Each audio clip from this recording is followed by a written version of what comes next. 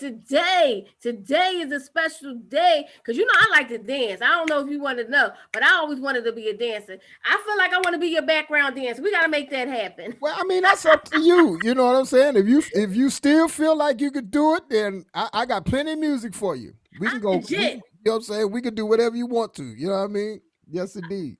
I legit can. I can't wait to the world opens back up. But the goal was Walt Reader Jr. said that if I lose the weight I was supposed to lose, I was gonna be a background dancer. So I'm still working on that. So now we got DJ Kool. You down? I mean, my thing is this: you ain't necessarily got to lose no weight if you in shape. Now, let me tell you something. I've seen some women. I've seen some women that are bigger than you are, much bigger, that can really put that thing down.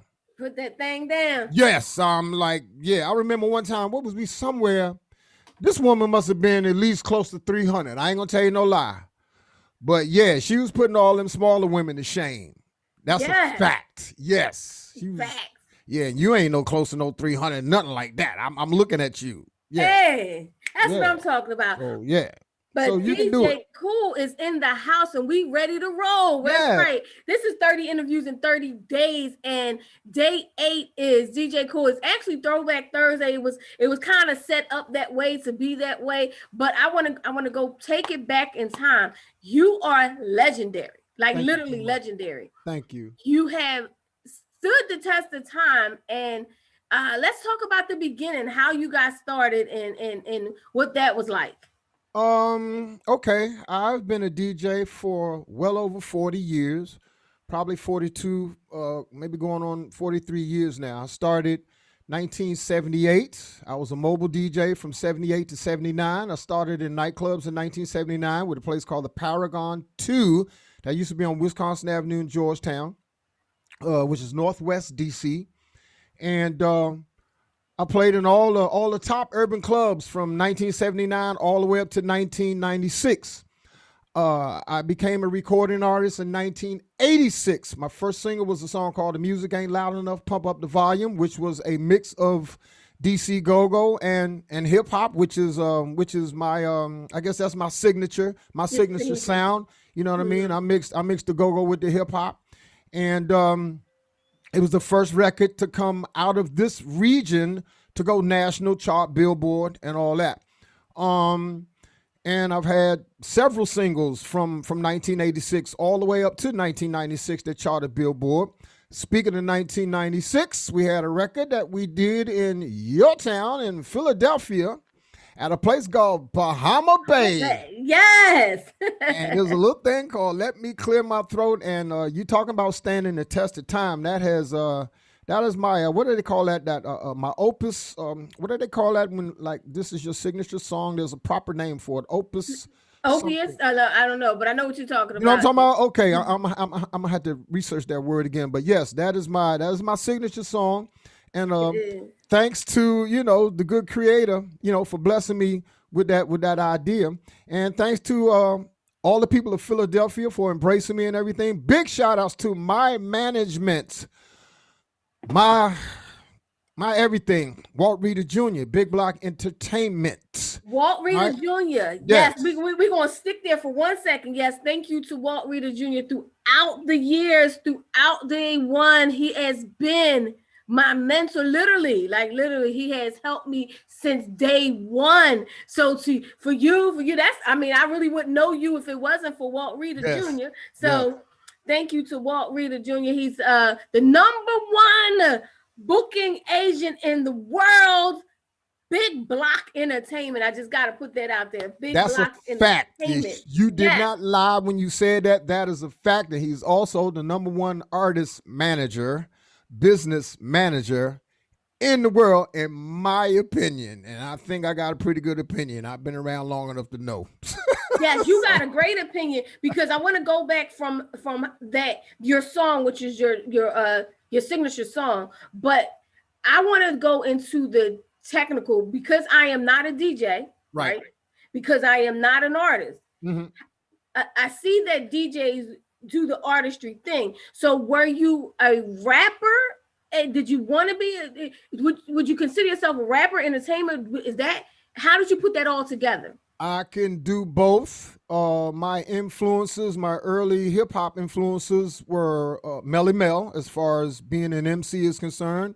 As far as being a DJ is concerned, there's a local person here named Maniac McLeod. He was my first DJ, my first influence as far as a DJ is concerned. On the national level, Grandmaster Flash would be my first DJ influence. So I am what you would call a hybrid. You know what I mean? I'm MC slash DJ. You know what I mean?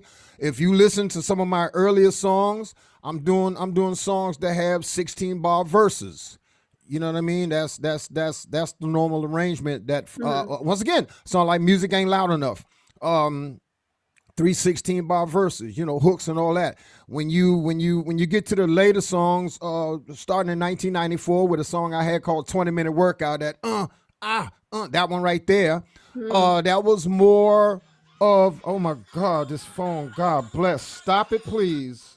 I know everybody want to talk to DJ Kool. I'm like, stop it right now. I'm trying to, you know what I mean?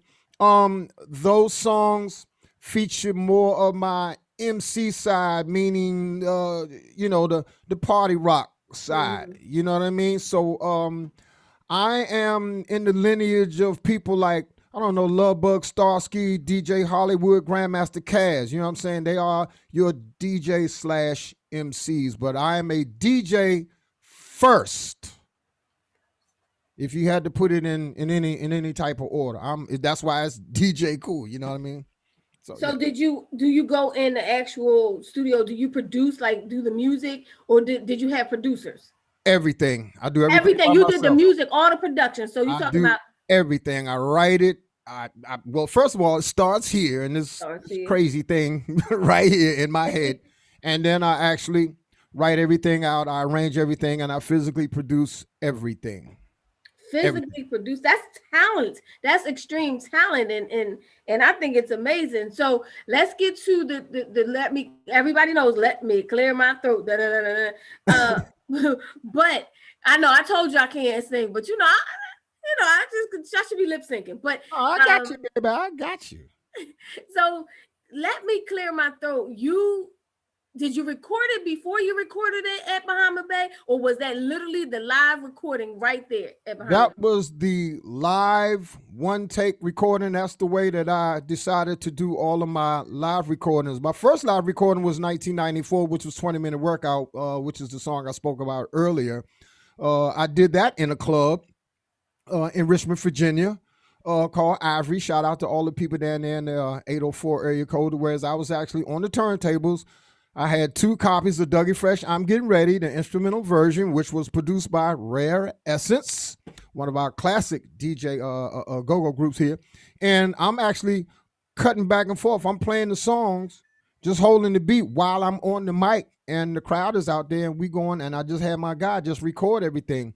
So we pretty much did the same. We used the same process when I did the Let Me Clear My Throat recording. The only difference is they recorded the live performance, whereas I'm out on the stage. My DJ behind me, and we're doing the actual show. Walt booked the show for us up there at Bahama Bay, and nobody knew that we were going to record. And the audience didn't know we were recording. You know what I mean? So I just had the mobile, the people that were actually doing the actual recording. I say, look, I'm gonna count to 3, and I want you to press record. And the rest is history. And we just did it in one take. I always do these songs in one take because I'm trying to catch the natural energy of the audience. You know what I mean? Wow. I mean, what was it? 50,000. I get this in one take, but that's what you do. One take of recording, and this recording sold out how many?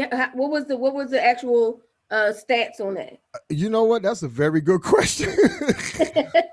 Because, the reason why I say that is because I had a very interesting situation as far as the label situation is what I like to call it, that I was in at the time. It was American Records.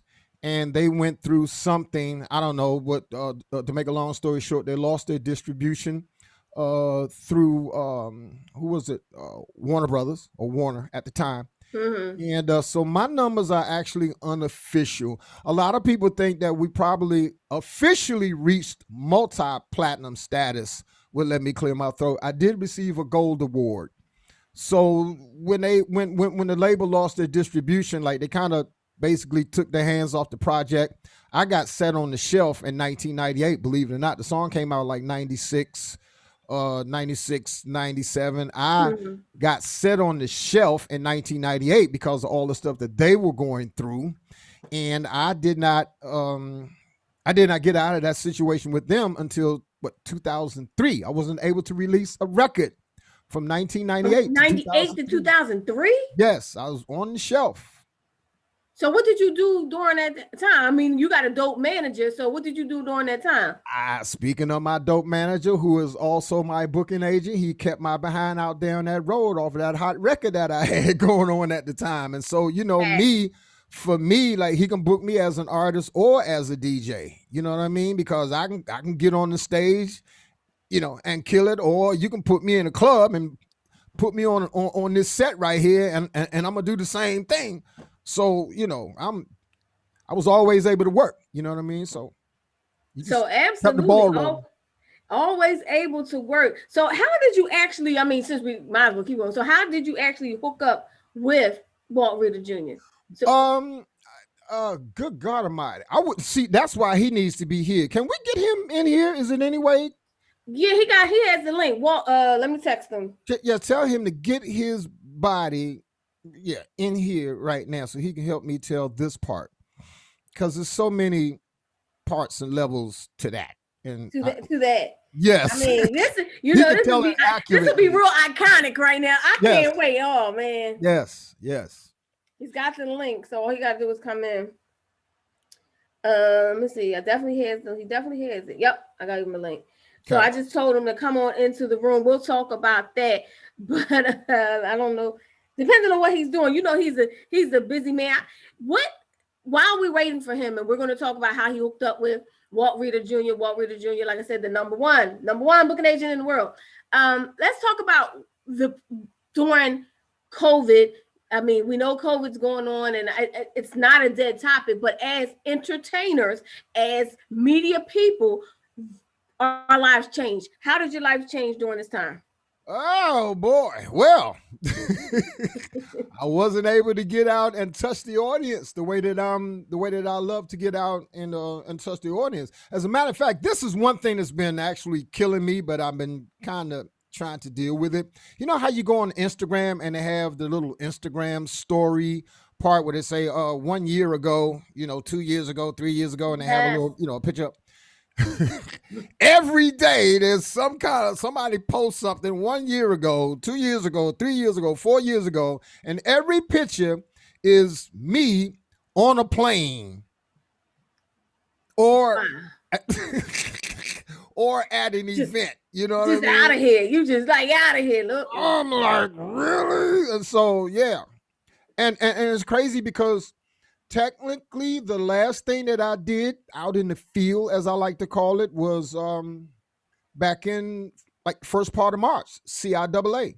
Oh, here he is. I did some incredible parties down there, and that's what's CIAA? CIAA is a basketball tournament. It is the biggest for all HBCU schools. Okay. Yes, and they do it in Charlotte every year. I've done it for the past 13 years that it was in Charlotte. It is incredible. The parties down there are absolutely nuts. Like, I normally average anywhere from 7 to 8 parties every year. But my day parties, I have 2 signature day parties that I was doing. One on Fridays and one on Saturdays. I had a place called Coyote Joe's that we used to do the Friday day parties at. We averaged anywhere from 5,000 to 6,000 people at that party.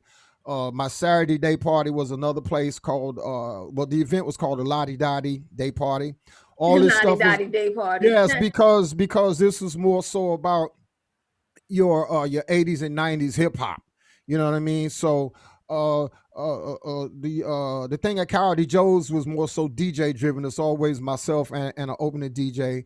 The Lottie Dottie Day Party is more so artist driven, where artists come in and do pop-ups, but I'm the actual host and and I guess in the featured DJ. But shout out to my man DJ CK down there in Charlotte. That's my co-pilot down there when we do that Lottie Dottie. And shout out to Mike Johnson down there in Charlotte. He is always the promoter for Lottie Dottie. And shout out to Jumani Torrance. He always does, or he was the main promoter for Coyote Joe's. And these parties, incredible, like nuts.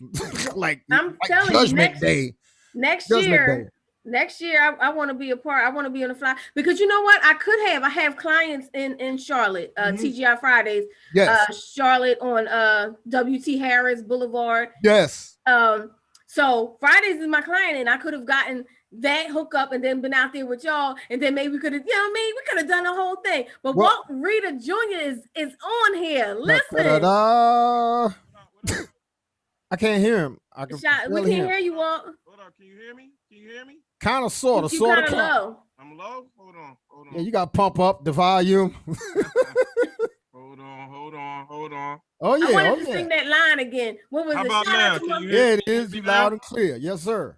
All right. What's going on? How y'all? Oh, man, we good. Hey. We Kool didn't want to talk. We were singing your praise, and he wanted to make sure you came on because I wanted to talk about how you actually officially hooked up as, manager. Because, we know you're the number one booking agent, but you're also the number one manager. So how did that whole thing hook up? Hey, man. Hey, he came out my mama too. That's the real deal. Yes. We've been together so long, that boy that came out my mama. How about that? And he came out mine.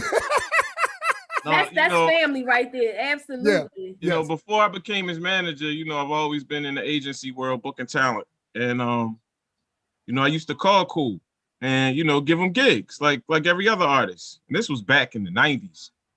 And then him and I just built this type of synergy and rapport with each other just by doing that piece of the business. That I got that Philly in me, Shelly. I'm like, yo, well, where's your manager? He was like, man, I ain't seen my manager in God knows when. Basically. Wait. You had a man? He had a manager? He had a manager. He had a manager at the time. He had a manager. But his manager was inactive. You know what I'm saying? And I'm like, damn, a talent like you and your manager's inactive. I say, yo, let me figure this out. So, we went through the paperwork piece of it so I could figure it out to make sure that I wasn't putting myself in a situation that, wouldn't merit on the side of good. And then after we went through that, I talked to him about management and, but I wanted to prove myself. I said, let me put this Negro to work. Let me make it work. And that he did. And then from there, he understood that I understood the business of music. Because that's what he needed. He needed somebody that he ain't need no more homeboy management. He's past that piece of his career. He needed somebody that really understood the business. And then had the wherewithal to go get him another record deal. Right. So that's when I came in. Kool was on an independent down there. And then from there, we were instrumental in helping him and the other label that he was with get a major record deal. Because when Clear My Throat came out, the floodgates opened. Like everybody wanted him. Everybody. Every major label in the country wanted DJ Kool. They wanted to sign him at that time. So, we went with American Rick Rubin and Def American Records because of his association with Russell Simmons and the whole Def Jam experience. We felt like, that was a good fit for Kool. Because Kool is just not an urban artist. He has a huge white following. And we figured that, Rick Rubin could bridge the gap between both worlds, and that's where we were with it. That's how that happened. So you get a deal, you get a record deal. It's on American, Let Me Clear My Throat. Then he sits from 98 to 2003. Yes. Did you feel that? He sat, I don't know if he told you he sat record wise. He ain't sit show wise. Oh, right. No, he told us. He said. Oh no, I had him working from Sunday to Sunday, even on some Monday. Like no, we we worked from dark to dark. Are you kidding me?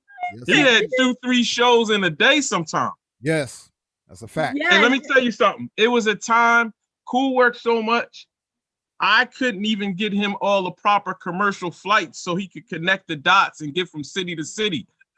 I would put him on a damn crop duster. You know what I'm saying? We would go rent private planes from crop duster people just so he could travel to the next city.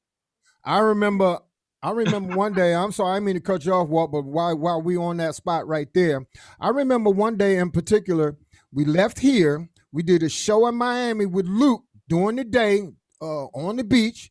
We left that show, went to Oklahoma and did a show for, I think it was a college event. We did that. Then we left there and went to Anchorage, Alaska. Now we did all this in one day. Yep. That's that big block machine. Yeah, we was moving. We be moving. And Shelly, you know, the irony is a lot of people don't know, and I don't know if Kool told you, but you know, he is I call him a triple threat, but for the sake of the conversation, he's a double threat. He DJs and he's also an artist. So we can go out and go get some DJ money, DJ shows, or he can get on stage and rock the crowd, right? So we could go either way. But the beauty of it is, what people don't know is Kool works every weekend. Well, pre-COVID, he works every weekend still. Like either on the stage with a mic or he's cutting some records somewhere. So, you know, he stays busy. And you know, I like to say, you know, we just been blessed that way. We, you know, I don't want you to think that we are, you know, special than others or something out of the osmosis that happened. You know, you are special. We are blessed by God, and we realize that we are still able to grind and work every weekend doing gigs across the states. That's just it. Facts. That is facts. So how about this? COVID hits, right? We're here, we're doing this. Is there a way to parlay this into something that you don't have to go all over the place, but you can make money by being the brand or being that person? Is there a way to do that? I mean, I understand you want to go all over the world, but I'm saying COVID hit. What's the pivot like? Did you pivot? Well, you see him now. We doing it with you. This is part of the pivot. Everything is virtual. You know, we Kool and I now in the streaming business. So, you know, you'll be seeing him on his own platform, streaming and doing parties across the country, you know, on that platform. That's just where he is right now. You see his green screen in the back. He got it set up. You know, he got people that can move in back of him. Like we got it figured out. You know, we from Philly. Come on, man. Hey, I know. You know, we just want to educate people. My goal is to educate people on business. You know, I'm a business person, so that's right. I like to educate people on not thinking in one side. You can do other things. Yes. This is how you can pivot. This is not the only way you can do things in life. Right. So let's pivot. Let's do what we got to do. Right. And Kool, being that he is based in DC, you know, go-go is his roots. A lot of people, you know, we've traveled the world. A lot of people don't understand go-go like we do. Philly does because we're so close to DC, you know, but across America, they don't. But I said that to say that this boy got the baddest Monday night go-go show ever. ever. And, you know, he's true to his homeland of DC. You know what I'm saying? So he stays in that pocket. When he comes out of that pocket, you know, we know him as DJ Kool, the hip hop artist. You know, when he come to Philly, you know, they want to hear Lil Go-Go, but they want to hear that thing Clear My Throat and anything else that he's made that's in that hip hop vein. But Kool is so like tied to DC. You see his hat, right? Yeah, He's so tied to DC that, you know, I would like for him to do an all hip hop joint. But, you know, DC is where he is. That's where he represents. He will always do that until Jesus calls him home. So he represents his hometown to the fullest. Now, if other artists did that with their hometown and represented what they are, I mean, you know, it would take the city and the market and the brand so much further. Absolutely. So but you have the new project out. Did you go out? Did you go label for this, or was it independent with Cha Cha Cha? We haven't gone anywhere with it yet. Ain't going anywhere yet. We holding it. We, as far as we got is we serve as DJs, and Kool got a reaction that, listen, he has so many damn DJs call him on and wanting a record that Kool was calling me like, bro, we got to do something with this damn record. They still calling. Right. And as we were about to, COVID hit. And what we don't want to do is waste good material. You know, it's like, it's damn near like the James Bond movie that was supposed to come out that they said, no, we're going to keep that till next spring. Because we spend so much money, so much energy, so much creativity that when you got one and you know you got one, sometimes it's best to wait and before you release it to the world, because you only got one shot. You know how we are. We make a record old real fast.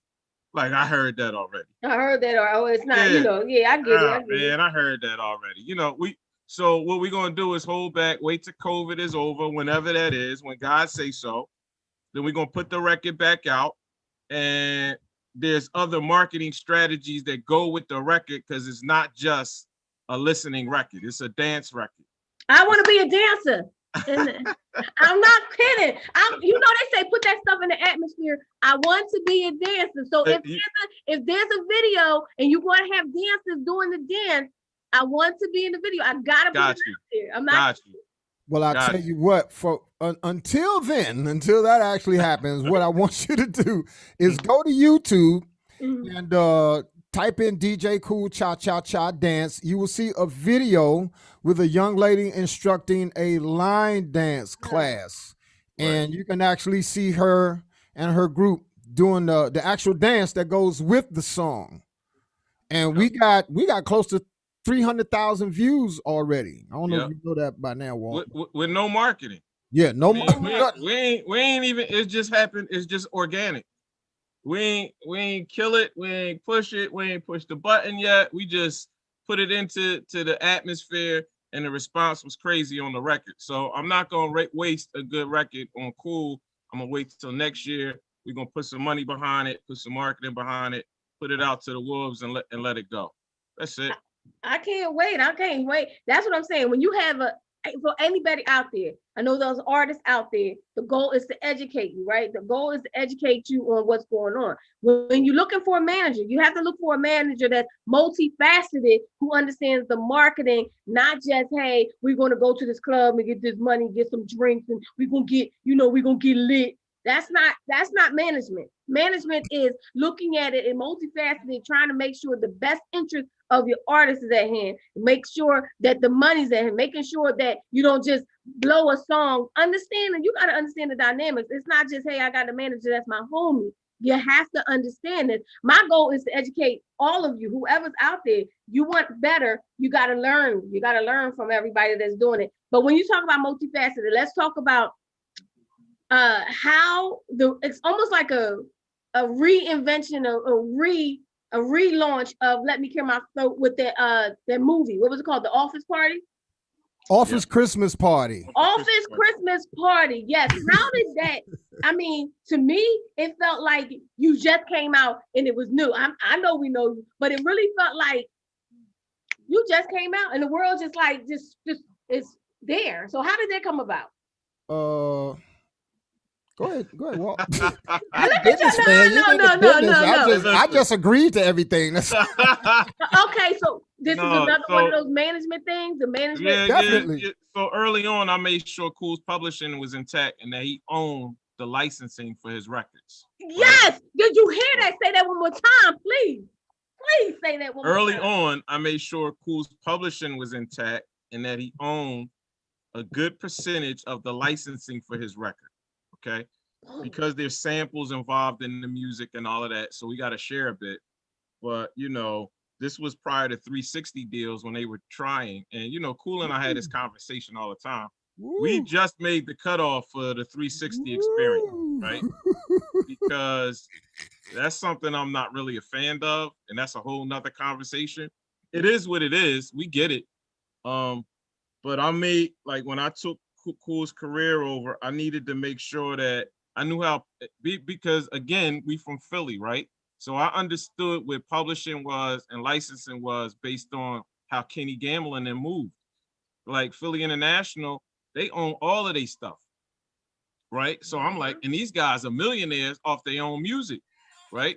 So I said, damn, well, when I get the opportunity, one of the things I need to make sure is that the artist controls their publishing, owns a great piece of their record, because I know, especially when you we don't call Clear My Throat a record anymore. We call it like an anthem. It's a national anthem. Anthem, yes. It's played everywhere, right? So, but I needed to make sure that his publishing and licenses were intact. So when future business comes, which a lot of cats don't understand that piece of it, you know, Kool tours around the world, but we also have a lifetime brand with Clear My Throat that people use the music all around the world. And we got to approve every deal that they do. So we get to say if we like the money or not, because we own it.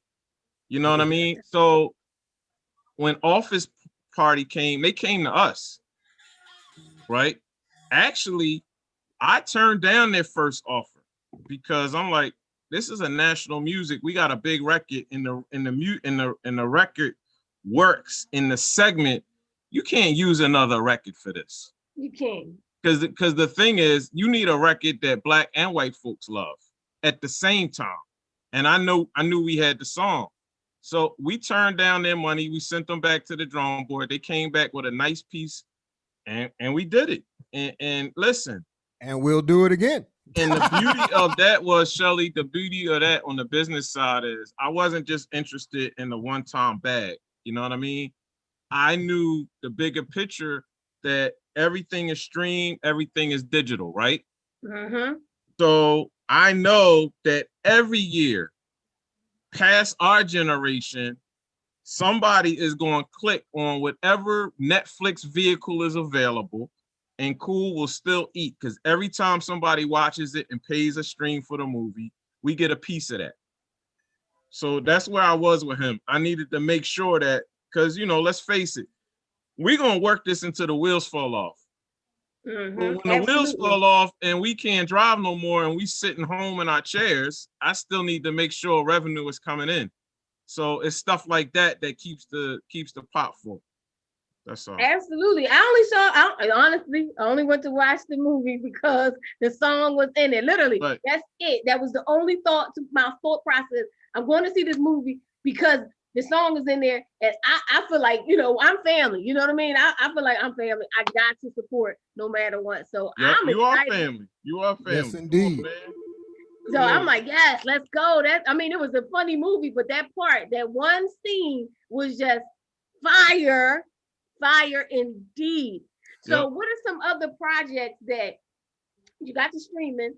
You're doing that. I feel like the business end is so amazing. What's another thing that you want to do after all of this? I know COVID has slowed us down in our mind thoughts, but I know lots of ideas popped in my head. Any ideas pop in your head that you want to do? Well, one of the things that I'm working on right now is I want to get into voiceover acting, in particular, cartoons. As a matter of fact, while we speaking about that, I want to introduce you to somebody, and this is Sako. Sako. Yes. Say hi, Sako. How you doing, Shelly? Hi, Sako. Yes, I am DJ Kool's sidekick. I am Sako. Yes, and you can see me every Monday. Right? Rocking with DJ Kool on Go Radio. As a matter of fact, I do all his promo work for him. All right? When you see me on Facebook and Instagram. Walt, have you seen? Walt, look up. What's up, Walt? How you doing? I'm good. You good? I'm good. Yeah. Sako. Yes, you need an agent? Well, I mean, I'm down with DJ Kool, and DJ Kool is down with you, so I guess. All right, cool. All right. You know what I'm saying? Like it's all in the family. Yeah, all there right. You go. Yes, indeed. So yeah, Shelly. So yeah, Sako. You know, I'm working on my Sesame Street thing and all that. So that's what this is all about. Yeah. So as a matter of fact, I'm out. Nice to meet you, Sako. I'm telling you. I see your future. Yeah, well, I mean, you know, we're working on it. You know what I mean? No, it's here. It's here. Look, you got the #1 agent right there. And then you know he's gonna manage you. Yes, could you imagine Walt Reader Jr. manages Sacco? And yes. You see the next time, you see where it's going? Listen.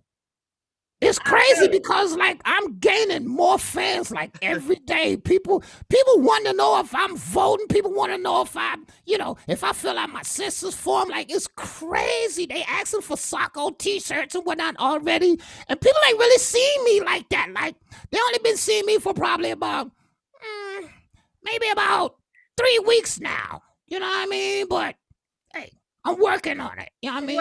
I'm working on Sesame Street. I don't know about nobody else, but that's, you know what I mean? That's my goal. You know what I mean? Well, or maybe my own show. Like I see it all. I see it. Yeah. I can see it. Your own show, Sesame Street. You got an Instagram? You on Instagram, Sacco? Actually, you know what? I need to speak to DJ Kool about that because that does sound like a good idea. But anyway, just like I said, you can see me on Instagram and Facebook anyway on DJ Kool's Facebook and Instagram. So all right, I'm gonna check. People see me every week. You know what I mean? Yeah. I'm gonna see you on Monday because I'm going to check it out. I'm going to check it out. I'm going Monday. What's it, 9 o'clock? What time? No. 8 to 10 p.m. 8 to 10 p.m. I'm going to check out at 8 and don't be late. I will not be late. Sacco. I'm right there. Right there. All right. So good meeting you, Shirley. And everything. Good. I might go my wig all off. Hey, look, Shirley, I'm out. All right, I'm out. All right, Sacco. All right, peace. So yeah, I'm you know what I mean? This is something that me and Walt been talking about, getting me a voiceover agent, you know, and stuff like that. And so yeah. I feel that I knew there was an idea. I don't know what it was, but I felt there was something there that was coming up. I feel that it's so next level. It's going to work. It's going to be, I can't wait. I'm telling you, agents, y'all need to get Sacco his own Instagram, right? And then he do his own series, and instantly they gonna pick it up. Sacco series, yes, Sacco series. I don't know what that was, but Sacco series. There you go. It's a start. You know what I mean? Hey, you never know. I feel like it is. I feel like we have to constantly keep coming up with ideas that go to the next level. I love it. Thank you. Oh, that's all right. That's your next big idea. So let me clear my throat. What other record is that record that everybody wants to just jump on? As far as my music is concerned, your music. Yep. I mean, well, you were humming one of them earlier. I got that feeling. 20-minute workout. I mean, for the most part, just about everything that I've ever put out. You know what I mean? God bless. It's just that my thing is I've never been in the right label situation. That's it. Let's talk about labels. Do you need a label now? Walt, do you need a label? Do you need a label? I don't know. We could do it independent. We just need the right distribution. That's all. Yes, and marketing. We don't need, with all of this stuff out here, we don't really need the label. We just need the distribution. Because Tracy Lee said, he just came out with his album, but Tracy Lee said that he puts it out all through his platform because Apple and the rest of them, you only get a couple pennies off of them. So he felt like he wanted to get all his pennies. Yeah, right. Exactly.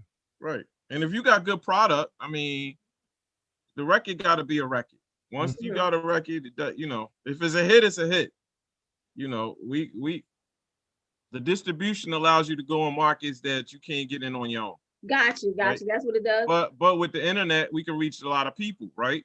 But there's still some grassroots mechanisms that we want to be privy to that a label could provide. And it don't have to be a major label. It just has to be somebody got the wherewithal to do major distribution so we can reach, because Kool got fans all over the world. If you're a startup artist, you might not need a label right now because you're trying to get it going. You can use the internet. But when you're already a brand, it's good to have some distribution so you can reach some fans. So we got a couple prospects that way, but I'd rather wait until next year to see what it is. And we're gonna put the record out on our own and then draw them to us and see what it is. So sometimes you gotta be hot. You gotta be hot for them to really want you. You know what I mean? So yeah, I know. Yeah, we know that's how the world works. You gotta be hot. So because especially black folks, we are heavy on that Janet Jackson, what have you done for me lately thing. So you know what I'm saying? So we just do what we do to just keep the ball rolling. That's pretty much it for me. You know what I mean? I do what I do on my side. Walt does what he does on his side, and yeah, there it is. And you keep making that magic happen. So yes. Go ahead. No, go ahead. Did you ever before this? Did you ever think this was going to take you this far? Did you ever want to do something else? Well, as far as what I'm doing now, or I mean, in life, did you ever think you wanted to do something else? Or when you were younger, did you think, yes, I want to do this, that, and I want to be a regular electrician? Not anything wrong with it. No, never that. For me, it was either going to be music or sports.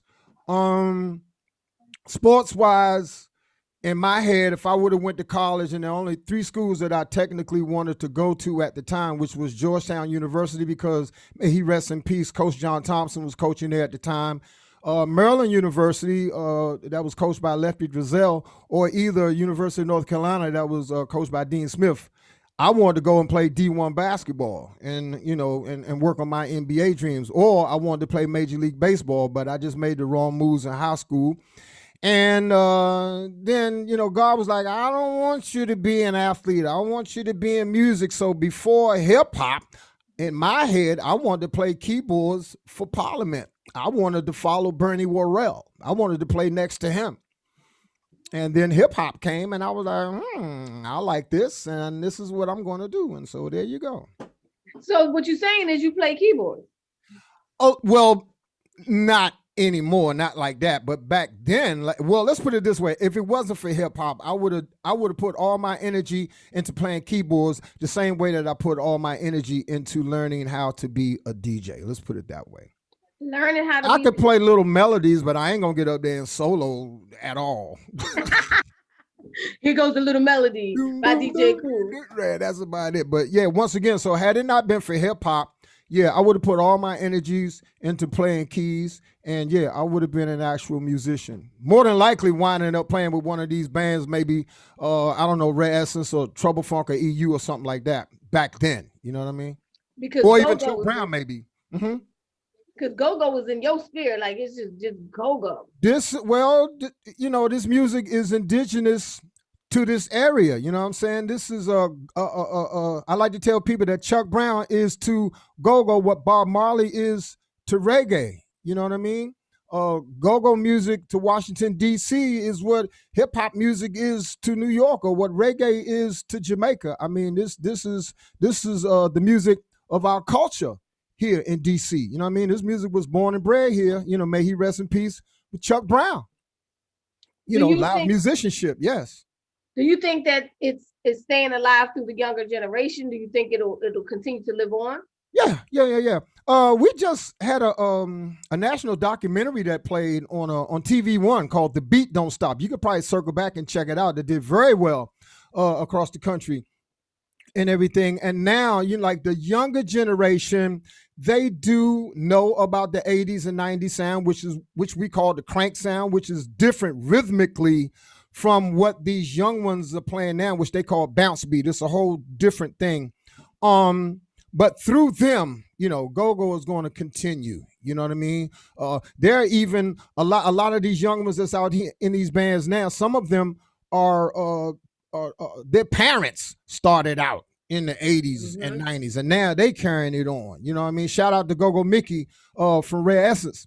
He used to be with Red Essence. Now he's with I think he's with Team Familiar, as they call themselves. But his kids, one of them go back and forth and play with Chuck Brown, and they play with various groups. And so yeah, and they're percussionists as well. Do you think that I knew, because we're right here, Philly, DC, right here. Do you think that your music is the why it could be go-go, could be worldwide? Because I don't know if everybody knows go-go, right? Do you think your music is what helped everybody to know it worldwide? I did my part. You know what I mean? You gotta understand, Chuck Brown had a big record, and Chuck Brown's known worldwide. When you mention go-go music, for the most part, anybody that really knows, his name is gonna come up first. When he had Bustin' Loose, everybody knows Bustin' Loose, especially DJs. A lot of DJs used to use that as a break beat to cut back and forth. A lot of people know Trouble Funk, you know what I mean, from the song Pump Me Up. Once again, through the DJs using that song as, something to cut back and forth with. A lot of people know the group EU from Doing the Butt, you know what I mean? Mm-hmm. And so these songs have had worldwide acclaim and whatnot. But for the most part, and some folks know music from Rare Essence. A lot of people know music from Junkyard Band, Sardines. You know what I mean? That was on Def Jam. They had a deal on Def Jam for a cup of coffee. You know what I mean? And so, go-go they've had their moments nationally and everything, and they're still out here. I mean, Rare Essence has a brand new singer that just released 2 weeks ago with Snoop called "Hit the Floor." And they're looking for big things to come out of that situation. So go-go's still here. But once again, to answer your question, I did my part, and I will continue to do my part. You know what I'm saying? That's why I got this hybrid sound. That's why I mixed this go-go with this hip hop to get it out of here. I've always thought outside of here.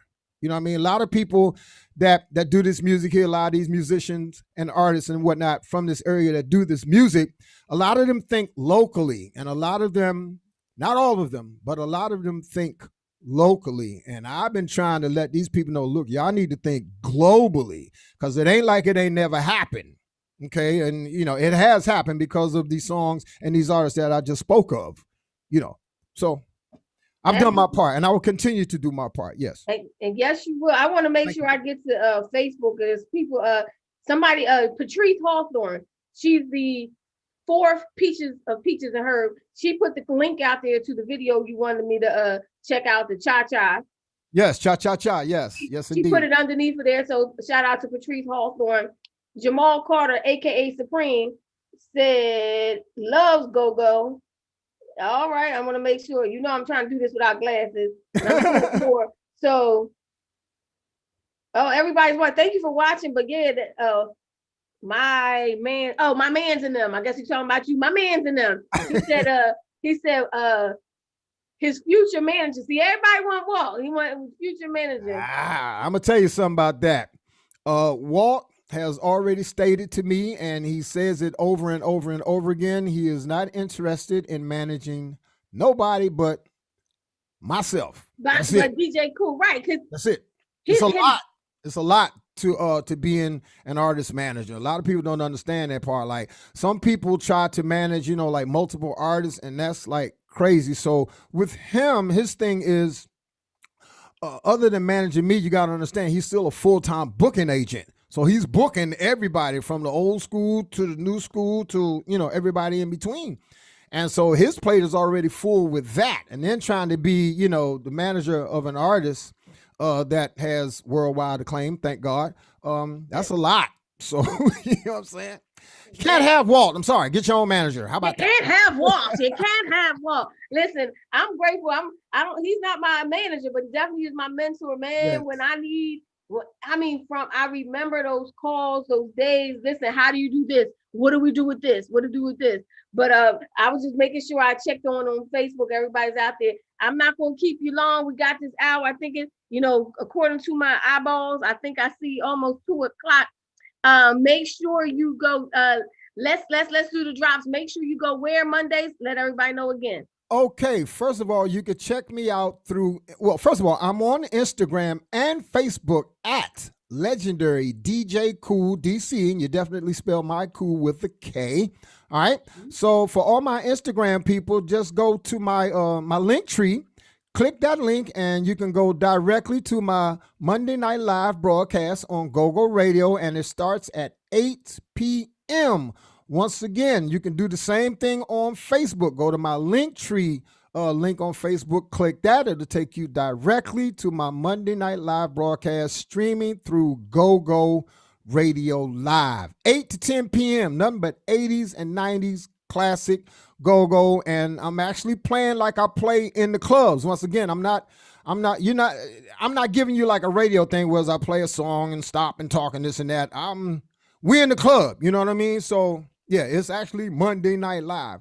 And my theme is I say that I'm broadcasting live from a different club that I used to play in back in the day every month. So every month I change clubs, and these are actual clubs that I used to rock at. So a lot of people in my chat room, hey, I used to go to the Ibex. I used to go to the Paragon. I used to see you down at the Room. I used to see you at this place and that place. And, well, take us to this place or take us to such and such, all that old kind of stuff. And so that's pretty much where I got the idea for the Monday Night Live concept. I say, let me take these people through on a trip, through all the clubs and all the history and everything that I created from, doing all these clubs. Because once upon a time, my goodness, I was playing 6-7 nights a week for years in different clubs. You know what I mean? Yeah. Did you ever get sick of the clubs? I mean, did you ever get sick of tired of going to clubs? No, not at all. I love it. I love it. I've met so many people. I mean, I got some friends or people that I know I've been knowing over 30 years from just playing in clubs, some close to 40 years. They used to be regulars at some of the clubs I used to rock at. Remember, I started playing in the clubs in 1979. But it's hard to see that 1979, but it's almost like he just started though. You know what I mean? You're legendary and it just started. I know 1979, but man, it's almost legendary right now. Thank you. So have you ever, I know, I'm sorry, we're supposed to go, but no. Have you ever felt like you wanted to do acting or write a book or anything? People want me to write a book, and as soon as I find a good enough author, I will do that. I have been approached about Jesus Christ. But listen, you hear that ringtone? Hey. Yes. That ringtone needs to hush for a minute. I've been approached from the people from the African American Museum, so they are talking to me about putting a display up of myself in the African American Museum. I was inducted into the Hip Hop Hall of Fame here last year. I am in contacts with myself, and more so Walt is in contact with people from TV One about doing an unsung segment on me. I can't wait. Yeah. And so we're working on a lot of things. We're just kind of letting everything fall in place in God's time and in God's order. You know what I mean? And so. But when you watch Unsung, right? There's a lot of we've been through the fire, we've been through the flames. Do you have any of those struggle moments? Because it seems like everybody that have on Unsung, it was a fire, it was a flame, it was I did this and it happened. Yeah, well, I mean, going back to what I was saying earlier about the situation that I went through with American Records, that was crazy. I mean, here I am. I got probably the biggest song definitely the biggest song in the country, at one point in time. And how you just gonna take that guy and, literally put me on the shelf for 3 years. Well, let me see. Like 3-4 years. That's crazy. I had records that I could have put out. Case in point, that record that you just heard. That record, I gave that to American. They told me they didn't think it was going to work. Diddy, here's the story. Diddy called me and say, look, Kool, I wanna do that record with you. I want to see if you can open it up and put Dougie Fresh on it. So I'm like, all right, no problem. I came to Bad Boy, and we were about to do the deal. And the reason why it didn't happen was because of what Diddy was going through at the time with that Shine situation. Mm-hmm. And he actually, from what I heard, he actually lost his distribution deal with Bad Boy through Arista at the time because of all the, mess that was going on at that time. I got a bunch of stories like So yeah. You got some fire and brimstone, because you know they always want to see, were you down, were you out? I won't never out. As long as I had, hey, look, let me tell you something. As long as I got God, and as long as I got Walt Reeder Jr. with me, I ain't never out. Yes. I promise you that. Never. Once again, you got to remember, excuse me, I've been in this industry, I've been in this business technically since 1978. I've been an artist since 1986. It is now 2020. Here's a very interesting story. My mentor, the guy I spoke to about earlier, Maniac McLeod, who at the time, he was the biggest DJ in this area in the mid 70s. He told me this the other day. He said, Kool, he said, I started in 75 and let me see, what do you say? He retired in 95, 75, 85. Okay, 20 years. He said, but you started in 79 and you are still in this, and it's 2020. I've been playing longer than my mentor, which is crazy to me. And he's a little bit older than me. He's still around, not playing, obviously, because he retired. He's doing other things, but I'm here. You know what I mean? You here just like it was day one, because I'm telling you, you're not stopping. I mean, I can't. I feel like there's a whole nother way you're going to go, and it's going, like, you are. It's no retirement for you. You're going to keep going.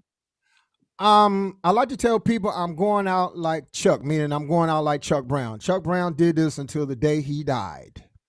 Okay, till the day he left us in 2012. All right. Wow. I first seen Chuck Brown must have been 1977 when I first seen him. 1976, 1977, something like that when I first seen him, when Bustin' Loose was out. I feel like and Chuck Brown is, God knows, if you never got a chance to see Chuck live, then I promise you missed it. You really, really missed it, for real. Like, incredible. That's incredible. I'm sorry that I missed it. I'm sure. Oh my God. I wasn't around at that particular time, all about and around, but I did see you. Yes. But the thing, and see, this is the thing. A lot of this is something about go-go music, being as though it is done with live musicians, right? A lot of people that aren't from here, so to speak, they hear go-go and they're like, "What is that?" I don't like it, but as soon as they get a chance to hear it and see it live, they be like, "Oh my God, that's the craziest! Oh my God!" So the best way to appreciate go-go is to see it live with all the live musicians up there and the crowd and the big sound system, and it's crazy. Crazy. I promise you. If you ever got a chance, come to DC and see Rare Essence or see EU or Backyard Band, any of these groups, Junkyard Band, see them one time, especially Rare Essence. That's the group that I'm connected with, plug.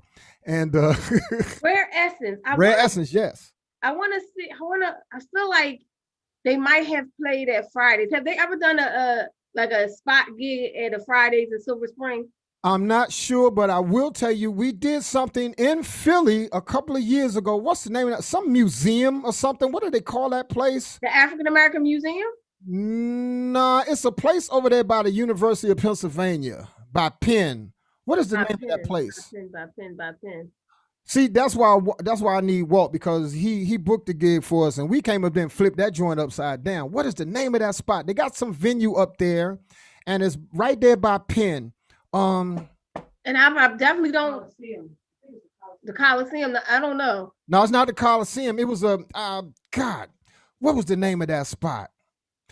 Anyway, we'll figure that out. That joint was incredible. And then, yeah. So, yeah. No, I don't know. I had to look into Rare Essence, but I feel like I've heard of them, or I've been connected to them at some point. That was my thought, because I know these Fridays in Silver Springs was booking bands. Mm-hmm. And it sounds like one of the ones they had, like, as a spot date one time, I wouldn't doubt it. Rare Essence has been out here 45 years. They've been out here a long, long time. And so they got a lot of music And yeah, they are one of the classic go-go bands here. You have 4 bands that I would like to say are they are the legs as far as the culture of this music is concerned. So you're gonna have in this order: Chuck Brown, Trouble Funk, EU, and Rare Essence. Those are the legs which the foundation of this music stands on. If you had a Mount Rushmore of go-go, it's going to be 4 faces on there. Chuck Brown, you're going to have Big Tony from Trouble Funk. You're going to have, I wish this daggone phone. Jesus Christ. Hey, y'all, just say, hey, everybody, what's going on? And it ain't nothing but a bunch of these spam calls. Spam calling. Why y'all calling DJ Kool right now? Huh? Anyway, back to what I was saying. Chuck Brown, Big Tony from Trouble Funk, Sugar Bear, from EU, and James Funk from Rare Essence. Those are going to be your 4 figureheads on the Mount Rushmore of go-go. Are and they then still there's in your everybody area? else after that. I'm sorry? Are they still in your area? Are they still Yes, out? definitely. Yes, they are here. And they're still active. Very active. Very active. Just like I said, Rare Essence just released a brand new record 2 weeks ago with Snoop, with Snoop Doggy, called Hit the Floor. Wow. So be on the lookout for that. Yeah. I like Got a video and everything. Got a video and everything? Oh, we gotta go check it out. I'm sure somebody put that in the comments by now. Patrice, you watching? You probably put it in the comments. You probably found that video. Yes. So have you ever tried your hand at acting? I would love to do that. I'm into comedy and whatnot. And so let's put it this way. I got approached by a guy. I'm not going to put his name out there, but I'll just put the idea that he threw to me. Someone is talking about doing New Jack City again. Mm-hmm. And I got approached, and they said that they wanted me to play a part, to do a role in the movie. And I said, as long as it has something to do with comedy, I'll do it. So New Jack City and comedy. Okay, you can have that comedy insert into the yes. I mean, you had a few funny moments. You did. Chris Brown was hilarious. Yes, exactly. Yep. Chris Rock. Yeah. I mean, I said Chris Brown. Yes, Chris Rock.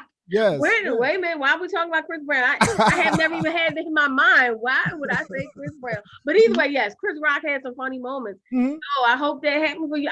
It's always, we all have different dreams. Like whether mine is dancing, whether yours is acting. We all you have talent, but you want to do other things. So come on, Walt, gotta make that happen. Walt can make that happen. Oh yeah, well, we're working on it. You know what I mean? And see, I like to tell people, look, don't come and talk me to death. Talking to me about what you gonna do, as I like to say. You know what I'm saying? Mm-hmm. What you need to do is when you have it all together and you got it in your hand, then come and show it to me. Don't come to me talking about, well, we want to do this and we want to do that. Look, that ain't gonna get none of us nowhere. No. So a lot of people, believe it or not, a lot of people, approach me like that. And I'm like, look, I have other things to do. Let me know when you're ready. So we'll see. We will see. Yes. And you keep looking out. Oh, let me tell you about Indie Black Media Network, which is why I'm doing 30 interviews in 30 days, because I'm launching Indie Black Media Network. And that's people like you who have a platform, who are in the indie, although you're doing music, but you're also doing an independent media thing, meaning you have a radio show, a podcast, a thing. So we're looking for everybody who is in media, whether you have a podcast, YouTuber, whatever you are, to join the Indie Black Media Network. Would you like to join the Indie Black Media Network? It's a good network. I'm already in there. I'm black, ain't I? Yes, I'm already black, so I'm already there. Yeah, you're already there. So that's what it is. Indie Black Media Network. Go to Facebook. We're on Facebook. Go to Indie Black Media Network. Join the group, because I believe in the power of the Indie Black Media. I've been in Indie Black Media for a long time, and I could have gone major, but I enjoyed the fact that we can make things happen from our own platforms, right? We can create our own visions, our own, whatever we want to do, we can create it and no one can stop it. So the Indie Black Media Network, thank you so much. You remember my sister, Monica? She's here. She might want to say hi to you. Hey, Monica. You remember her? My sister Monica. Hello. How you doing, Monica? What's goody in the hoodie? I was around with the Clear My Throat video. Yes, okay. She was no, this was at the Bahama. No, we couldn't do Bahama Bay because something happened or whatever. No, and we did it at but we did it at Gotham. No, he recorded it at Bahama Bay. We recorded the song at Bahama Bay, but we did the video. The video, right? But the actual song. Yeah. No, I know. But I'm saying when we was at the video, that's what I was talking about. We did the video there. Yeah. We had fun. Yes, Dougie was there. Bismarck was there. They were featured in the song. We had a lot of people were there. Charlie Mack. Shout out to Charlie Mack. That's one of my brothers. I mean, that's one of the ones you shouted out in the song. Yes. Charlie Mack. Yes, Don Mystic Mack. Yes, indeed. Yes, indeed. Well, Don Mystic Mack was the guy that actually prompted me to come to Philly, and before I actually did the actual Let Me Clear My Throat song, it was just a snippet that I put on the end of the 20-minute workout record. He had gotten wind of it and called me and said, Kool, you need to come to Philly because these people are jumping on this go-go joint that you got, this 20-minute workout record. He said, but what they really going off on is that little snippet, whatever you doing over the 900 number, talking about, Let Me Clear My Throat and coughing and all that kind of stuff. You need to come to Philly and check that out. So Power 99 had their big Powerhouse show that they do, and he invited me there. I came, and DJ Rand was playing at intermission. He rocking records. So he dropped a little snippet of Clear My Throat. 16,000 people stood up and went nuts. And I was like, bing, the little light came on up over my head. I said, let me go home and now make this a song. We came back to Philly. Walt booked me to do a show at Bahama Bay. We recorded the record, and the rest is God's blessing and history. It happened just like that. Just like that. Just yes, like it that. Did. 1996. Great. Doesn't he look great? I'm telling you. Oh my goodness. He talk about 79. I said, what? I know. Yeah, right? I'm 62. I'm 62 years old. No, I wasn't even gonna tell your age. I knew your age, but I wasn't saying when you. No, look, let me tell you something. I'm proud of that. You proud of that? What? Look at how many of these kids leaving so early. True. They're leaving early. I'm still here. I tell everybody I'm gonna be here till at least 100. I'm gonna be here. Period. That's just how I feel. You know what I mean? I'm 62. I ain't your average 62, as you can see. You know what I mean? Your energy is higher than some. You got energy. I just love what I do. I mean, I'm blessed, and I understand that. You know what I mean? And I give the Creator, I give God all the glory, first and foremost. You know what I mean? And so I am not ashamed of my age. I've stood in front of some of the largest crowds that you could ever stand in front of and put my age out there. And I love to see and hear people's reaction when I tell them how old I am. They'll be standing up there looking like this. I'm like, yeah. Oh my God, what? You don't, what? How you supposed to look when you get 62? Like, is there a particular way that you're supposed to look? I mean, I don't get that. You hyper than them young boys. There is a particular way. Back in the day, the 62 looked a whole different way. It did. It looked a whole different way. Yeah. That's I think, and then you got you go swag. You still got this. You still lit. And whatever word we want to use today, swag, lit, whatever. You fleek, fire. Well, I'm gonna tell you what I would attach that to. You gotta understand. I grew up in hip hop. In the culture of hip hop, you know what I mean? And hip hop has always been a very youth driven culture, period. So that's what it is, you know. So that's why I'm going to say Forever Young too. Yes. It's in your head. It really is. It really. We're gonna practice that dance together. What? Oh, for cha cha cha. Yes. You know, it's amazing. Everybody can do it, but me. Look. I play the music, you dance. How about that? Yeah, we all know our lane. We all know our lane. And you play very well. Thank you so much. I appreciate it. Because I got that feeling, that funky feeling. DJ Kool is in this house. Yes. Thank you so much. Thank you for spending your time with us. I'm going to check Facebook one more time before you go, just in case I miss somebody else's message. I don't want to miss nobody because they was going all in, you know. They was going all in. I appreciate it. Oh, Gotham, I was there. MC Breeze put up the video. Thank you. Shout out to MC Breeze. Remember the link? Yes, indeed. Another Philly legend. Yes, indeed. MC Breeze. Yes. Deetra says best mentor ever. I know she's talking about Walt. Remember Deetra, of course. Yes. Yeah. Best mentor ever. That's right. So everybody up there, thank you for the link, MC Breeze. What's it? Jamal. He said he was there. Oh, he was the guy. He was at Supreme. We call him Jamal. His name on Facebook is Jamal, but Supreme. He said he was there at Gotham, as we all were. He said great job. So thank you so much. I didn't want to miss anybody. I think there's some hidden that I can't get to, but if I can't get to it, we'll talk about it later. Thank you so much. We will connect again because I can't wait. Like I said, the video, I'm in it. I'm there. Well, it's kind of crazy you mentioned that because before, COVID, done what they've been doing all the time. We were actually supposed to shoot the video, the actual video back in June. Wow. Yes, and the mayor, our mayor, Muriel Bowser, she had gotten in contact with me. I'm sorry. Well, actually, the mayor's assistant, Miss Angie Gates, which is her right hand, she had gotten in contact with me. She heard the record. She said, this record is crazy. She said, I got an idea. Why don't you come down here and shoot a segment, do like a flash mob scene segment on Black Lives Matter Plaza. So we was getting ready to do all of this crazy stuff, and then COVID was like, no. So just like I said, we kind of got that thing, sitting in the corner pocket right now. And next spring we'll see, what's going on with Cha Cha Cha.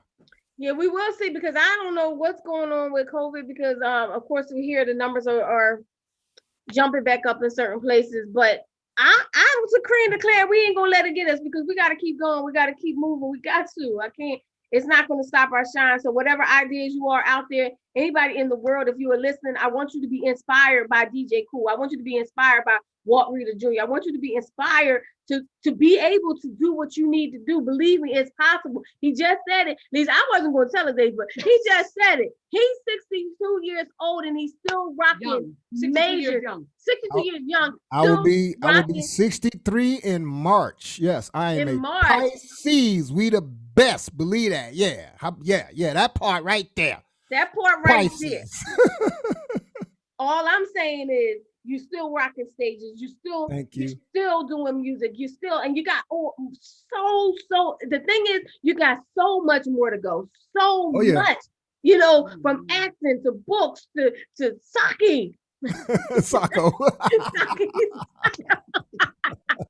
Oh, Sacco, yes indeed. Sacco, you got so much more. I'm gonna follow Sacco when he gets his Instagram. I'm like, yo, what's up? That's my homie right there.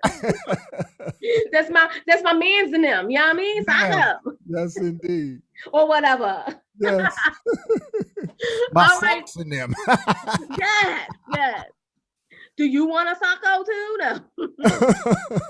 We're gonna have Sacco t-shirts all over this place. Yes, we actually are working on that. We're gonna have Sacco t-shirts. And his catchphrase is "Sacco's here." That's his catchphrase. So we're gonna have that with his image on the front. Just a bunch of things I'm working on. Coming up. Stay tuned. Because it's possible. All things are possible. We know through Christ, but all things are possible. And I'm grateful. Like I said, I'm family. We're family. We've been family for so long. If I go put up some of them pictures I got from back in the day, you know what I mean? Think about it. It's been at least 20 years. Clear My Throat was 20. Well, I'm sorry, 20 next month. Next year will be 25 years. Wow. Song came out in 96. Wow. Next year would be the 25-year anniversary of Let Me Clear My Throat. So we're trying to plan something for that too. Oh, it's going to be big. It's going to be major. Y'all keep on looking out. 25 years of a song who literally, to some, when it came out in that movie, was just like a resurgence of life.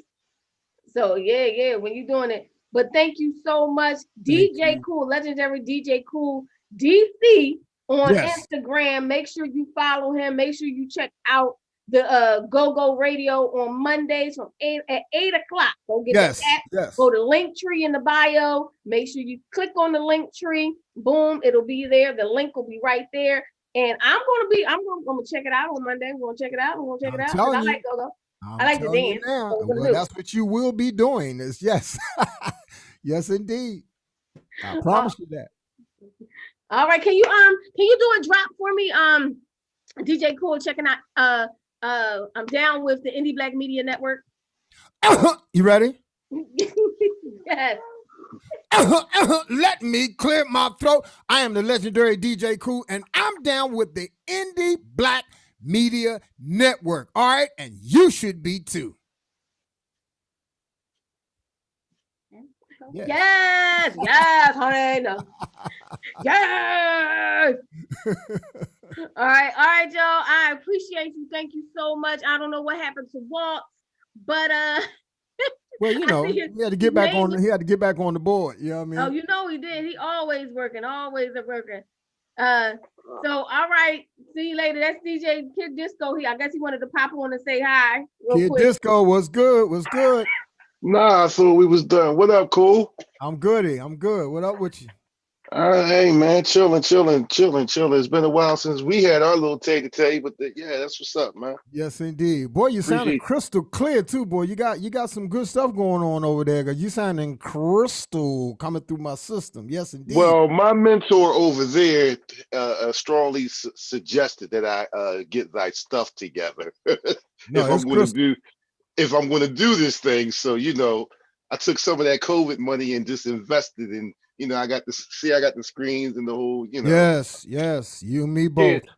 Times have changed since me and you did the first COVID interview. Like that was like when COVID first dropped. Like when everybody was in the was in the house. Yes, crazy, man. Like trying to figure it out. You know what I mean?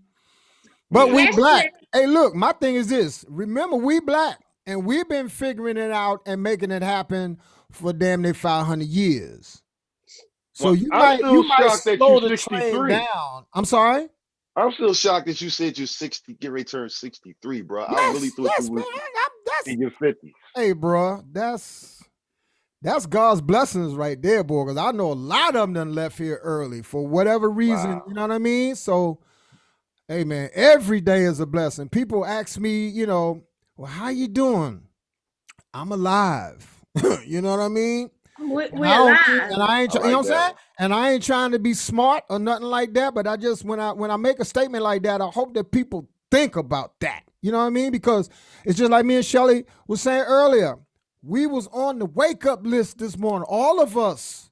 Yeah. You feel me? And a lot of us left here today. A lot of us on our way out today. A lot of us gonna leave by tonight. A lot of us gonna leave here, but we here right now. We blessed. Yes, high five to that. Let's praise the Lord for that. Boy, high five for that. Ed Box, you know, you remember Ed, I don't know if you remember Ed Box Brunson. You do, you know him, but you might not have seen him. But he's the one that started Urban Expression. He just, you remember? Woo, that was back there. Yeah, that was back there. Yeah, he was the one that really started, but he's in the Baltimore area, and he just posted today that right down the street from his business, which is Data Flow, right down the street from his business, one kid just killed another kid right there, just right there. And he's like, I can't believe it. It's right there, right down the street from my business. He's like, I'm feeling sad. So you're right. When you say we here, like you don't take it for granted. I don't take this moment for granted. I don't take anything for granted because God is awesome and amazing, and He did it all. Mm-hmm. And see, my thing with stuff like that is this. You're not going to see me in church every Sunday. You're not going to see me there every other Sunday. But I promise you, I know Him. I speak to Him every day. And He's as real to me as both of y'all are to me right now. Wow. You know what I mean? Because He in me. He in me. He's in me. He in you. He in both of y'all. You know what I'm saying? So no matter what we do, matter of fact, no matter what we think, He know what we thinking because He in us. You feel me? That's a fact right there. That's a fact. That is fact. I might lie. Look at him. I don't make it a practice to lie to folks because that's not a part of who I am. But I will tell you this. I could lie to you about anything under the sun. But what I just told you right now, that is a fact. I would never lie about something like that. I would never try and steer anybody in the wrong direction when it comes to something like that. You know what I mean? So yeah. I'm with you. That's it. That's it, right? That's about as real as I could get with you. Matter of fact, that was probably the most real moment of this whole interview, what I just said, out of everything that I've been saying, this whole time we've been doing this interview. And that's fact. It's fact because we can't do any of this if it wasn't for God. So I'm trying to tell you, whatever you perceive that entity to be, you dig what I'm saying? I don't expect people to believe the way that I believe because that's just not realistic. That's what makes us individuals. You know what I mean? Our own individual thoughts, our own individual ways of doing things. As a matter of fact, even if somebody came up to me and told me they was an atheist, I'd be like, okay, that's cool. That's you. You know what I mean? That ain't got nothing to do with me. You feel me? It's like whatever you eat ain't gonna make my stomach full at all. You know what I mean? Yes. So if you want to do that, go ahead. But I feel good going in this direction. This is what feeds my spirit. This is what makes me feel, you know what I mean? Satisfied in my life. And that's it. Boop. That's it. What else can you say after that? It ain't, drop the mic. And I would drop the mic. I would drop the mic, but it's on this daggone stand, so I can't. But you know what I mean? Well, I tell you what, I'm gonna drop it. Yeah, I'll do it for you. Go ahead, drop the mic. You know what I mean? For real. Yes, indeed. In fact, you know what? I'll do like an engineer is supposed to do. Wait a minute. You want a mic, Boom? I got one for you. Here you go. Here you go. Wait a minute. It always happens when you live. Never mind. Using the technology here. He tried it. It always see if we wasn't live, it would have been banging all over Boom. the place. I give up. That's all right. That's all right. You tried it. It's okay. Cool. Usually when I'm on the air, this doesn't happen. Like all your little controls are right there. Your boom, your glass crack. Everything that's there, but it's okay. Come on, Shell. Shell, usually I'll be on point with the little. We dropped the mic. We dropped the mic. Boom, it's dropped. There it is. There it is. Usually I'll be on point with the sound effects, man. I'm the sound effects king. That's what's up. You tried it, but thank you so much. We're gonna go ahead. This is the grownfolksradio.com, and don't forget, every day, 30 interviews in 30 days. I will be back tomorrow. And this is a different interview tomorrow. This is going to be someone who's talking about integration and inclusion from the Caucasian side. So it's going to be different. Definitely different. Real quick. Last night. I can't wait for that. I did an event. I did a Zoom event last night for the Community of Hope. That's a church here, and they hosted a watch party for the vice presidential debates last night. And so I know everybody been talking about this one moment last night when that fly was on Mike Pence's head. Yeah, that's all they talking about. Okay. And my whole thought was, we all know what flies are drawn to. I said That's that. all I'm saying. That's all I'm saying. That's all you got to say. That's a mic drop right there. Boom. It's all you got to say. I seen that. I almost fell out of my chair. I'm like, what? Because I actually, my function, or my part that I played in the whole thing was I had to play like, I don't know, maybe 30 minutes before the actual broadcast came on. So we partied, you know what I mean? Mm-hmm. Then they had the debate. And then right when Mike Pence was speaking, the last stuff that he was talking about, they just told me, look, go ahead and blend the music back in. I'm going to let you play another 15, 20 minutes. So I just put the music back on up over top of him. But we did dance to, because, ain't nobody want to hear it. You know what I'm saying? And look, dead bone well, it was a few times when Mike Pence kept on trying to cut Kamala Harris off that she wanted to stand up and show how black she was and start snapping her fingers and working her neck. I think she just really wanted to slap him. That part. Just slap him. Look, she just did it all through her look. Like and she checked him so eloquently. It was like, yes. Let me tell you, if you don't know what owing is, this is what a yes. Excuse me, I'm talking. Excuse me. She kept saying excuse me. We're gonna have a conversation, okay? We can't have one if we're both talking, okay? Right. All right. But Yes. but she wanted to stand up and get that fool that look and start snapping her fingers and working. I think she no. I and really think reading she that just joke. wanted. You know she did. She's I like, think what she you just not wanted to going to do? slap That's him. what she really wanted to Exactly. do. I think she really just wanted to go over there, just retch around, as y'all say down there. Cool. Retch around and just slap the wax right out of his ear. This is what I truly believe. And then somebody say Ruth Ginsburg, God rest her soul, she sent that fly. Or she said he was the fly that was on The fly on the wall. oh no, the fly that was on his head. She was the fly that was on that Boy, I that fell crack. out.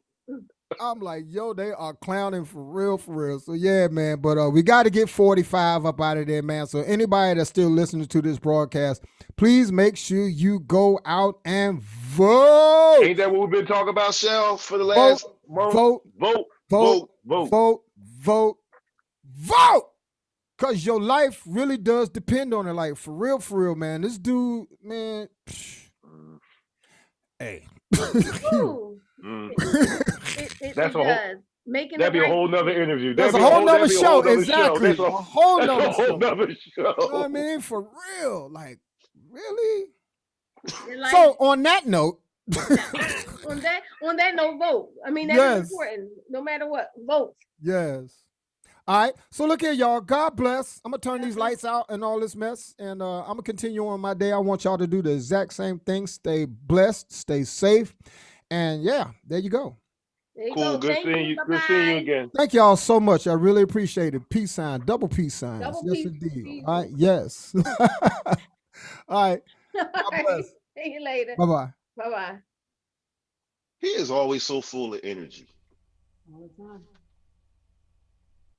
I did not know that man was 62 years old. I did. I did too. I thought he was going to be like around my age. I feel bad. I got all this great, man.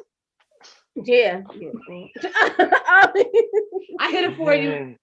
Shout out to Money Don't Money. Shout out to Yvette Money, aka Monica Kit. Happy birthday to you, It's her sweetheart. birthday. Happy birthday to Yvette Why Money, the author. Why Money the author. Yes, her new book is out today. The actual official release is today. Today, you can get 30% off. Go to Moolah Entertainment, moolahentertainment.com, and you can get the book, The Lifestyle, Volume 1, for 30% off. So shout out to her on her birthday. Last year, we were at her party. We was at her party. We was at her birthday party. Yeah, we was at her birthday. And we was at her birthday party. And we were 40 in last year. Yes, last year when she turned 50. Her party. Her party. Yep, last year we was at her 50th birthday party, right? Or whatever. You know what I'm saying? So definitely shout out to Yvette Money, aka Y Minnie, and aka Monica. Why Minnie? That's great. That didn't even sound right. Why Minnie? Why Minnie? Why Money? Anyway, her masquerade party is October 31st. If you want to get your tickets, go to moolahentertainment.com. I got my ticket. You got your tickets? I gotta get my tickets still. I still have to get my tickets. We got our tickets. We was He's someone of the doing, first to get the he tickets. did 3 to 5. We may not be doing. You want to do 3 to 5? 3 to 5. Y'all gotta do 3 to 5. I see. Because that was a corny time to pick, but that's okay. Well, what's a good time? Then I could change it. What's a good time? We got to be there together in What's solidarity up at the station. I mean, I was thinking closer tonight because the people gonna be there closer tonight. nice. Even if you did 3 to 5, 6 to 5 to 5, 6, 7, 5 to 7, 7, 8, 9, 7 to 9. Oh, you don't 7 like to to be out 9. that late. I know you don't be out late. No, we'll do 7 to 9. Monty, you hear that? Monty, don't. I gotta call her anyway. Listen, first of all, I gotta make it down. I'm sorry, y'all, that she wasn't on the Melody After Dark, but Monty was in Atlantic City pulling them slot machine handles. So when I heard that, I was like, we can't do a show from the What's her casino name? floor. She was Yvette Money with Money Do Money. Oh yeah, the Doe Money. Monty Do Money, because that was her first name. remember. before That she was went her back. rap Oh, name. yeah. Money Do Money. And I just think it's a dope name, so I've been saying Monty Do Money. He still call her Money Do Money, but right now her name is Why Money the Author. Why Money is an offer. Yes. Well, I just want to say I'm sorry, y'all. I know y'all was waiting for her, Nikki, but there was no way we're gonna be able to do a whole show, a whole 2-hour show from while she pulled the slot machine. Now he telling her whole business. He wasn't even supposed to be telling her business like that. But she already had told him on the show that she was going to Atlantic City last week when she was there. Telling her whole business. Well, how old are you? 20? Did she turn 21? Yeah. Who? Money. I just said she had a 50th birthday last year. Oh, so she's the only one telling the truth because you just turned 20. Didn't you just turn 21? I'm 21. I don't know about her, but she. How long you been 21? Mm. So when you go turn. So when you go turn 22. That's all I'm gonna say. So everybody out there, I have to get to work. I have a very, very, very busy day, and I am behind the 8 ball. Got a lot to do. I'm making lunch. I'm going to make lunch. Are you gonna make lunch? But I got a lot to do. Some lunch. She taking care of you again? See, I told you. Blend some lunch. Hey, that's how I do. You know what I mean? This is. Do you think it's physically possible to do everything? It's not physically possible. But y'all sound like a married couple. Like if I didn't know for a fact that y'all was sisters, I would swear y'all was a married couple. Relationships are like that. And a lot of people don't realize that. But y'all doing sistership. It's not just. It's different with y'all. Like you're like I said to y'all last, like you can tell who the oldest. It all links. I said you can tell who the oldest. Monica's the oldest. Not by looks. That's not what he's saying. What you saying? Because I'm only 25. No, I'm saying you could tell because you always taking care of your little sister all throughout the years. Monica's always been there taking care of her little sister. Indeed. Facts indeed. Facts indeed. Yeah, right, it's in my nature.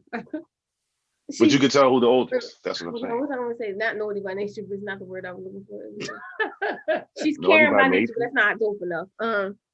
Naughty by nature? What? No, I would say it's in her nature. So, because I've always been the oldest with everybody, it seems like. So I always done that. Even outside. Oh, so you're I'm trying to give it a cool name, not naughty by nature, but like. So you're a natural matriarch. Yeah. That's what matriarch is. Matriarch sounds kind of matriarch sounds. I'm thought it was men. But she holds it down. She's like kind by nature. She takes care of you by nature. She young though. She young money. She young. Hold on, Facebook. Do y'all like her hair? You like look my at hair? I want Facebook to look at. He said, "I like your hair. It's all over the place." But I didn't mean it like that. I mean, it's just I like that all over. It's all over the place. It's like all over the place. Listen. Well, yeah, it reminds me of what's the name from Blackish. I keep forgetting her name. What is her name? The one that played the mom. He changed his little setup here today. So now he changed his setup. Thank you. Thank you. This the same setup that I've been had, but she said that it was too much going on with the other picture, with the other camera. So I I chose the team. So I chose this team instead of the other team. She's conforming you to videography. That's what she's doing. Is that what she's doing? She's taking you from DJ to videographer. Giving you that look. That's what she's doing. It's gotta have a certain look. Certain look. So that's what she's doing. All right, so Facebook, y'all like this look, or should I do anything more with it, or you need a little more light, but that's a different story. Well, that's a whole nother thing. I don't want too much light because then they can see my gray and see just how old I really am. Maybe. I mean, I ain't got no. I'm 53 and proud of it. Huh. It took a lot of work. It took a lot of hard work to get here. Yeah, some people didn't make it. We look at high school, we be like, dang, some people didn't make it at our young age. You heard DJ Kool said some people, we on this side of this, we on this side of heaven right now. So we're gonna be grateful for every day we're alive. I'm grateful every day that I can get to just be alive and just praise the Lord, because God gave the platform to me so that we can talk about the Lord. In the middle of everything you do, you always got to give the Lord his credit. Speaking of the Lord and all that, can I give a shameless plug real quick? Can I give a shameless plug? Speaking of the Lord, can I give a shameless plug to Elijah and that other Noah and all of those things? Well, no. First of all, I want to tell everybody about the exciting show that's coming on Sunday that I am so excited to be a producer of at 2 p.m. on Sundays. Look at her. She like, what is he talking about? I wanted suspense. I wanted you to do the rest. I was getting ready to do it, but I was like, let's see. Well, go ahead. I don't.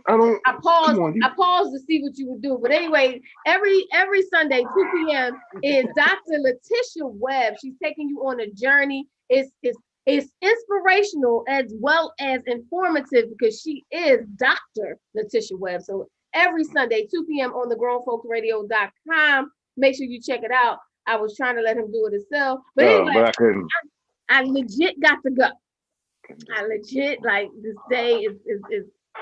day is overwhelming right this second. Oh, wait a minute. Why you gotta do it like that? What is this? Well, what you want me to do? I don't know, but like that though, it's like this. Yeah, what you want for the fifth time? What P? How you want me to? I don't know. I mean, how you want me to? You did. That's okay. Oh, broken. Yeah. Oh, I get the point. That look. Broke. Nice. That look kind of broke. Oh, all right. Well, but he's got a whole wife. He's got a whole wife. She said broken. I didn't get it too. She did it like this. It was like this. Oh, it was real broken. The wrist looked real broke. All right, y'all. Tomorrow, 1 p.m. we have a young lady who's going to talk about integration and inclusion and things like that. And then wait a minute, is she Caucasian? Caucasian. I have 2 Caucasians. Oh, this ought to be good. Oh, this so be real good. It's going to be 2 in a row, matter of fact, because it's not today. This is not all about just us. It's about life. No, I know, but I just say this ought to be good. The inclusion. Oh, I want to hear this. I'll be right here for that one, front row seat. I promise I won't say a word. I won't even show my. I won't say nothing. No. She's not coming from that end anyway. She's not coming from the politics end at all. Oh, okay. I don't do politics. At all. My bad. I don't do politics. I know everybody's talking about. I do vote though.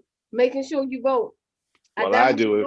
And we got to set up that show real quick. I'm going to put you on blast or live. We got to set up the show real quick for. We got to set up the show. Yes, the political pick show. a date. I'm just looking for a person.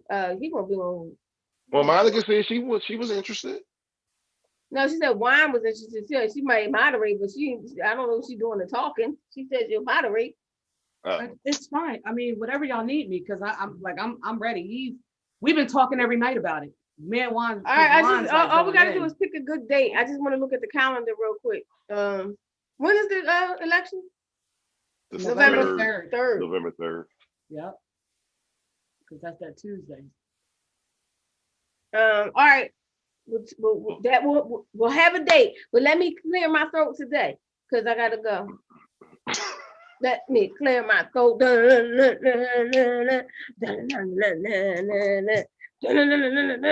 hope you don't mind. Let me clear my throat. Oh my God. And guess what? What? You just performed live on the air.